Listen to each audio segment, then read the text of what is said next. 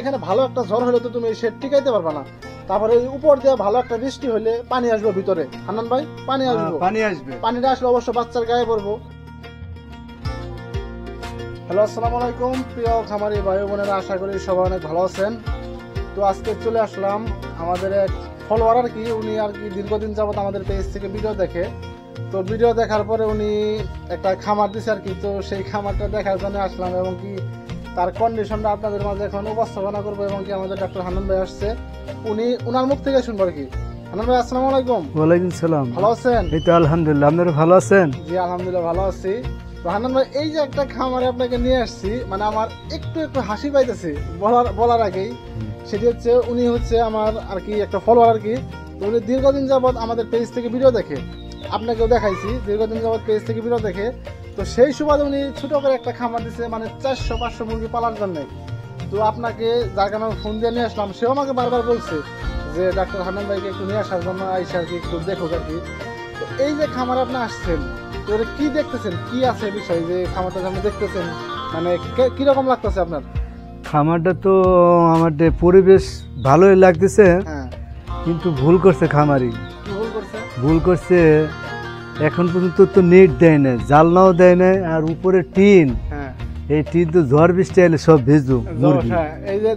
দেখেন, আর দুই সাইডে তো ইট তো দেয়ই নাই, ইটের তো দেয় নাই, যে বাম পাশে ইট দেয় নাই, দক্ষিণ পাশে ইট নাই, খালি খাড়া সে মুরগি টানে নিয়ে যাইব, এরকম একটা পরিস্থিতি। খালি হাতে থাবা দিয়ে মুরগি নিয়ে যাইব।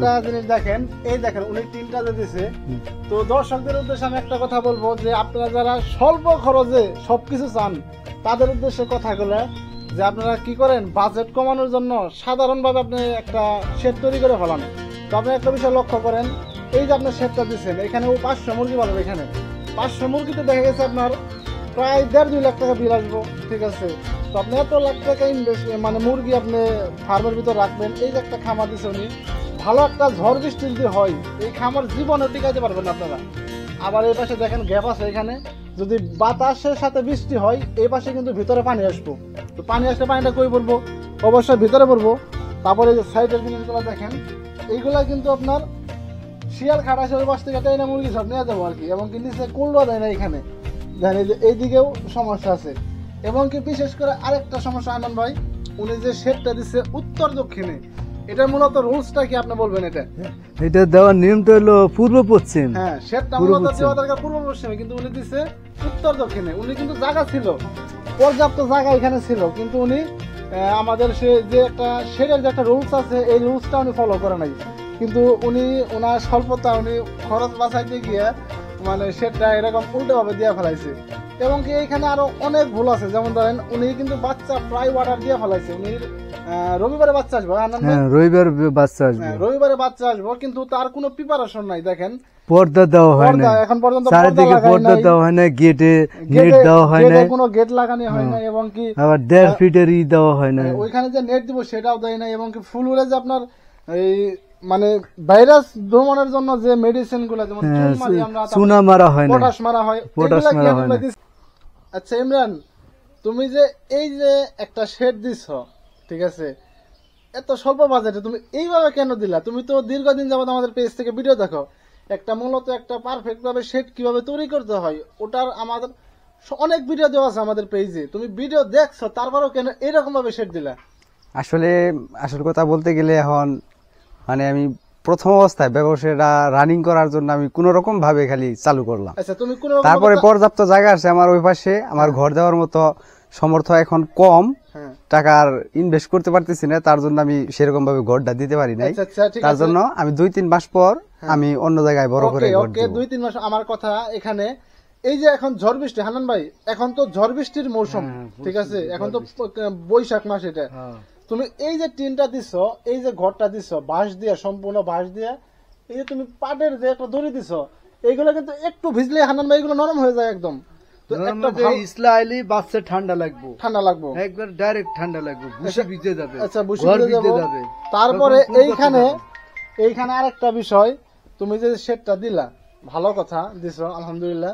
এখানে ভালো একটা ঝড় হলে তো তুমি এই শেড টিকাইতে পারবে না। তারপরে এই উপর দিয়ে ভালো একটা বৃষ্টি হলে পানি আসবে ভিতরে, হান্নান ভাই পানি আসবে, পানি আসবে, পানিটা আসলে অবশ্য বাচ্চার গায়ে পড়বো, তখন মাটি ভিজে যাইব, লিটার নষ্ট হয়ে গেলে মুরগির সমস্যা। তো তুমি এইগুলা যাই না, তুমি এই ভুলটা কিসের জন্য করলা বলো? ইনশাআল্লাহ আমি আশা করি আপাতত আর দ্বিতীয়বার এরকম কোনো ভুল হবে না। এই ব্যাচ পাইলে আমি সামনে সব ক্লিয়ার করে ফেলাম, এইভাবে বলে দাও।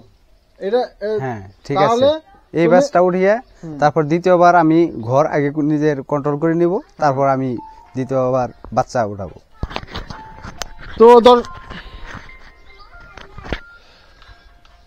তো দর্শক আপনারা আশা করি বুঝতে পারছেন। তো উনি কি কারণে এরকম শেড দিছে আমি আসলে বুঝতে পারি নাই। আবার সামনের সেটটা দেখেন, এই সেটটাও কিন্তু একদম বন্ধ করা আর কি। উনি শেডটাই মূলত উল্টা দিছে আর কি, উত্তর দক্ষিণে দিছে, পূর্ব পশ্চিমে না দিয়ে। তো আপনারা যারা শেড করতে চান দয়া করে আমার তাদের কাছে রিকোয়েস্ট থাকবে যে বাজেট কম দিয়ে কোনো কিছু করেন না। অল্প টাকার জিনিস কিন্তু কখনোই ভালো হয় না, এটা আপনারা মাথায় রাখবেন, ঠিক আছে? আপনারা শেড দিবেন ভালো কথা, আপনি লাখ লাখ টাকার ব্যবসা করবেন, একটু ভালো করে দেন, মজবুত করে দেন। এই দেখেন উনি শেডটা দিচ্ছে, এখানে বৃষ্টি আসলে ভিতরে পানি আসবে, এমনকি ভালো একটা জ্বর হইলে ঘর জীবনও টিকাইতে পারবো না, ঠিক আছে? তো এই দিকটা সবাই লক্ষ্য রাখবেন। ওই যে আমাদের হান্নান ভাই বাহির দিকে আরো পর্যবেক্ষণ করতেছে, এখানে অনেক সমস্যা আছে ভাই, এই শেডে আসলে অনেক সমস্যা আছে। তো সবাই যারা শেড করতে চান তারা এই ছোট ছোট দিকগুলা বিষয়গুলা মাথায় রাখবেন, মাথায় রেখে তারপরে শেড দিবেন, ঠিক আছে? তো আজকের জন্য এই পর্যন্তই। সবাই ভালো থাকবেন, সুস্থ থাকবেন। যারা আমাদের ফেসবুক পেজ থেকে দেখতেছেন অবশ্যই পেজটি ফলো রাখবেন, ইউটিউব থেকে যারা দেখতেছেন অবশ্যই চ্যানেলটি সাবস্ক্রাইব করবেন। তো আজকের জন্য এই পর্যন্তই, আল্লাহ হাফেজ।